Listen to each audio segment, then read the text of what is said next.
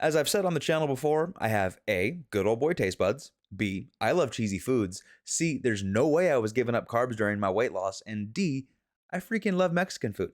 So if you thought I didn't have a loaded carne asada fries recipe up my sleeve while I was losing weight and keeping things high protein, you're psychotic. So let's do today's meal prep. You get 3 easy meals out of it. Make sure you stick around for the 2 mistakes that I made so you don't do the same, and let's get started.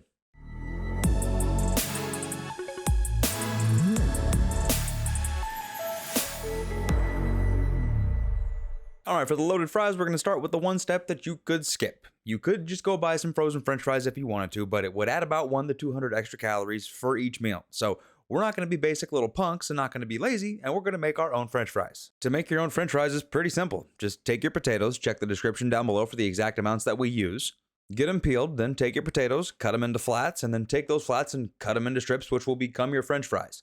For the first mistake that I made in this recipe, make sure you make nice thick french fries. Don't cut them too skinny like I did, because then when you go to air fry them, they'll get all shriveled up, they'll get really crispy instead of being nice puffy french fries. So make sure you cut thick strips. I would shoot for about 1 to 1.5 inches on your french fries. Once your french fries are all stripped out, then get them covered up in water in whatever container you want to. You want to go at least for 30 minutes, but since TikTok has me recording protein bar review videos now, I actually did this overnight.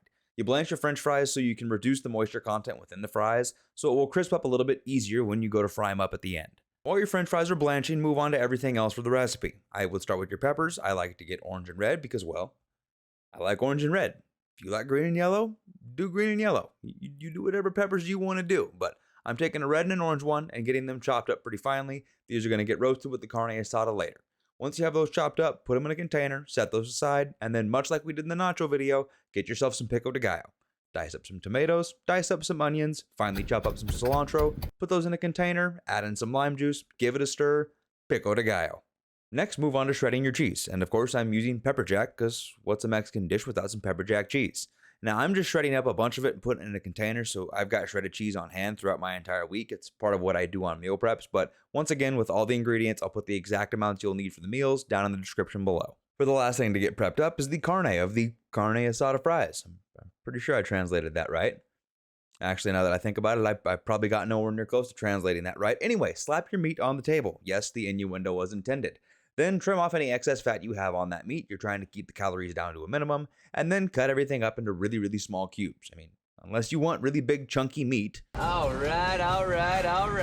On your loaded fries, but I'm usually looking for small cubes in my carne asada fries. Once you get it cut up into really small cubes, put it in a container and set it aside. Then we can move on to everything else. With all the prep work out of the way, just make sure you have a can of green chilies and get your seasoning mixture together. Once again, description down below. To start cooking things, fill a pot with some water and lightly salt it, then put it over a high heat and wait for it to boil. While you're waiting for that to boil, go ahead and take those peppers we chopped up, throw them in a pan on high heat, and roast those for about 2 minutes until there's some color on them. Once your peppers have roasted for a couple minutes, make some room in the center of your pan and then throw your chopped meat in the center of that pan, which leads me to mistake number 2 that I made. I was trying to make some extra carne asada so I would have some to last me throughout the week outside of these meals, but it led me to an issue I've never encountered before. My meat wouldn't fit in the pan. Like I said, I've never had that issue before in my life. So I had to switch it out to a bigger pan, so don't make the same mistake I did. Use an appropriate size pan. Okay, with that childishness out of the way, just let your meat sear up. It can kind of sit and do its thing. At this point in time, your water should be boiling. Go ahead and take the fries that we cut up out of the blanched water, put them in the pot, and then let them boil for 8 minutes, coming back on occasion and stirring it. But these can also kind of sit there and just do their thing. While the fries are boiling, the meat should be cooked enough now to where there's color on all sides of the meat. At this point in time, we'll take a lid and put it over the pan and then drain all the excess fat out into the sink because we're not looking to make a really greasy carne asada. Then the next step will look really similar to the nacho video we did. We'll take the seasonings from the description down below, along with the beef broth in the description down below, as well as our can of green chilies. Put all that in with the meat, stir it all together, and then just slow cook it on a really low temperature. At this point in time, you can pretty much consider the carne asada part done. And by now, the 8-minute timer on your french fries should be done. Go ahead and drain them out in a strainer, and then lay some paper towels or some regular towels out on your counter. Then we'll take the strained out fries and lay them out on the paper towels, and then pat them down dry as much as you can. You want to get as much moisture off the fries as possible so you can get a good crispy fry. Any moisture left on the fry will prevent that from happening. Now we're just down to air frying the french fries. Take half your fries, throw them in a bowl, hit them with a non-stick spray, give them a little bit of a salting, toss them around, and then put as many as you can in your air fryer without overcrowding it.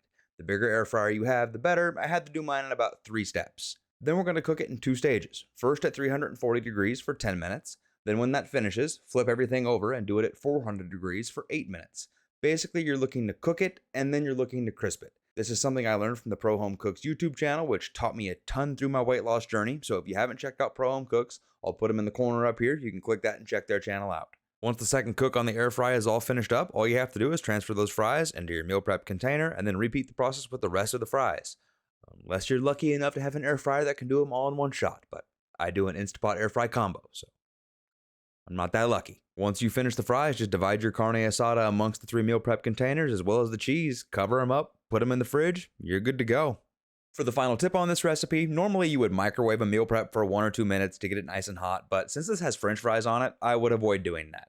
I would pop it in an air fryer at 400 degrees for at least 3 minutes, maybe 4, depending on your air fryer, so those fries can re-crisp up and the cheese can get melted. Then, top it with whatever you friggin' want, because you're the one friggin' eating it, but I'm going to go with some pico de gallo and some green salsa, but like I said, do whatever you want on top of it.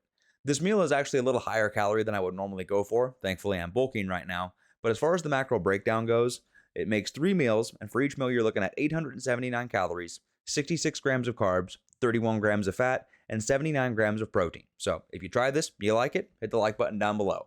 If you have any other recipes you want to see made high protein, low calorie, let me know in the comments. And if you want to see more recipes or general fitness advice from the former fat guy, make sure you hit subscribe. In the meantime, I've got some fries to have. Thanks for watching.